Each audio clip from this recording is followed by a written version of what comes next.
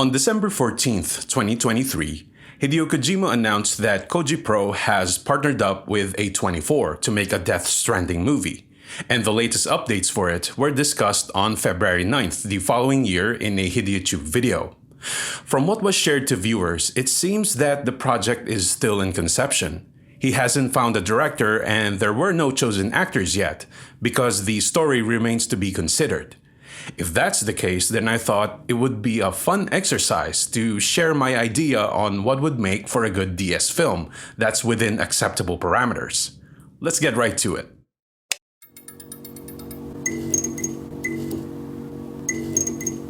In an unnamed medical facility, an unusual procedure was conducted under the remote observation of researchers. From the available footage, a renowned surgeon can be seen attempting to do a cesarean section on a brain-dead pregnant mother in an attempt to save the unborn baby's life. At first, the procedure seemed to be going well, until it was time to cut the umbilical cord. Upon touching it, the doctor saw something that no one else did, and was shortly followed by an explosion. Not long after that, similar blasts were reported all over the world, which were initially thought to be nuclear attacks, but it didn't take long for the ones in charge to determine that it was of a different nature, and realized that the tragedy on that fateful day is what triggered the DS. The early days after it began was a very tumultuous time. A fundamental change that it brought was that deceased people turn into ghosts, known as BTs, if their bodies are not cremated within 48 hours. These entities are dangerous because if they get a hold of somebody, that person will be dragged towards a larger creature, who would then try to consume them. If that happens, it will result in a massive explosion known as a void out, and it shares similar properties to the initial blasts mentioned earlier. Unfortunately, these destructive events decimated the global population and obliterated most infrastructures. But that's not all there is to it, because it was around this time when scientists also started to detect a new type of particle that emanated from the craters left by recent void outs, known as chiralium.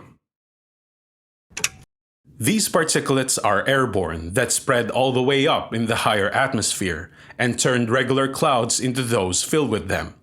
This created a number of problems.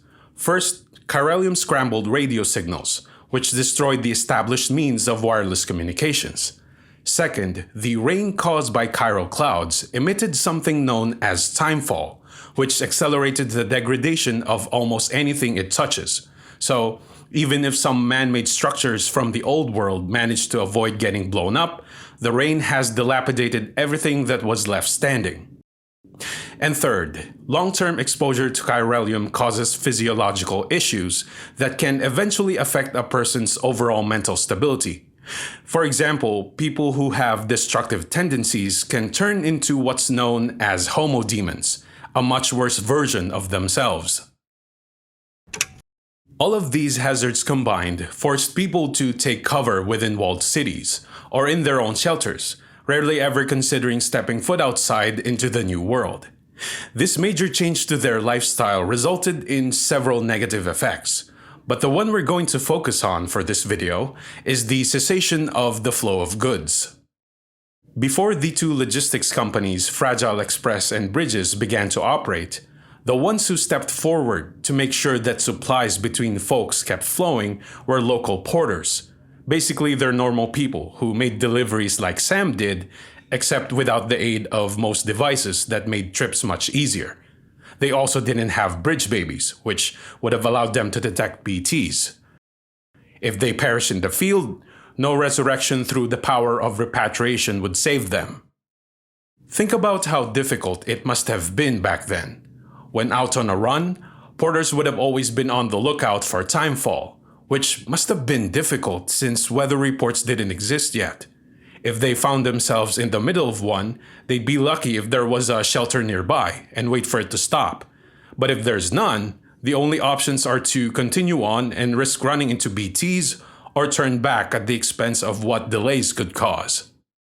Even if timefall-resistant suits were already available, there's nothing that would have protected them from long-term chiralium exposure, which, as I've said earlier, can mess with a person's mind.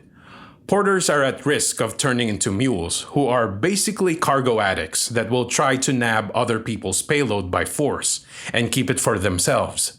As far as I know, there's no way to fully recover once a deliverer becomes a mule, and the best thing that could be done is to help them fight the urge through a constant guidance program. The service local porters provided in the early days after DS began was nothing short of heroic, which is why I think a side story about them during that period is worthy of a movie. And I think I found a most interesting representation of that.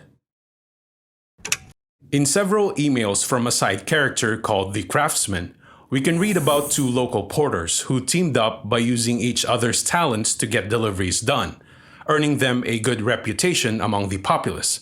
And I thought, this is an excellent starting point for a side story. From here, the writer can take their narrative in any direction they want.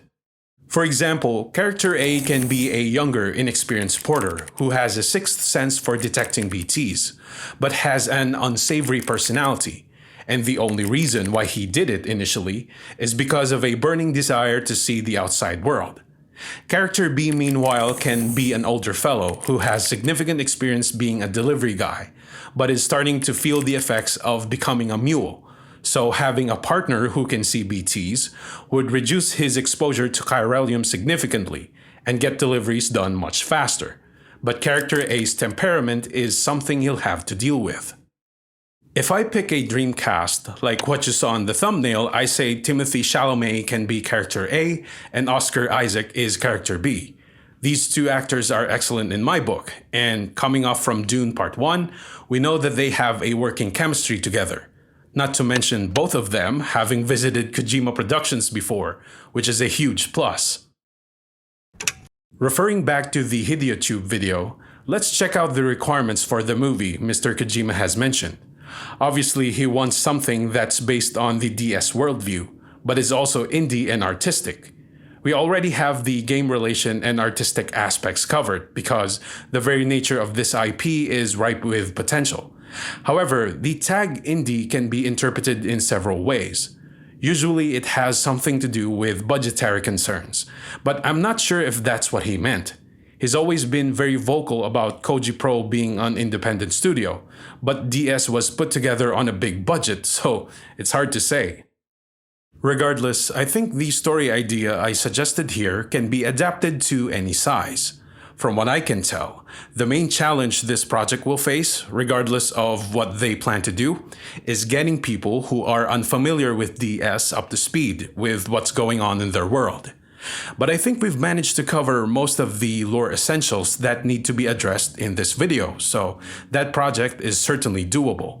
And I cannot wait to see what they'll come up with. Yo, yo, yo, yo.